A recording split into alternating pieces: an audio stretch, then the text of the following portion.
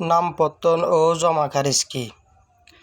নামপত্তন ও জমা খারিজ হলো কোনো দাগের ভূমি বিক্রয় বা অন্য কোনো প্রকার দলিলের মাধ্যমে হস্তান্তর হলে পূর্বের ভূমির মালিকের নামের খতিয়ানের থেকে জমির অংশ বা জমির পরিমাণ কমিয়ে নতুন মালিকের নামে নতুন খতিয়ান প্রস্তুত করা হলে এবং পৃথক হিসাব বা ভূমি উন্নয়ন কর আদায়ের আদেশ দিলে তাই হলো নামপত্তন ও জমা খারিজ। আর এই নামপত্তন ও জমা খারিজ রাষ্ট্রীয় অধিকার ও প্রজাস্বত্ব আইনের 1950 সালের 143 ধারা মতে পরিচালিত হয়ে থাকে।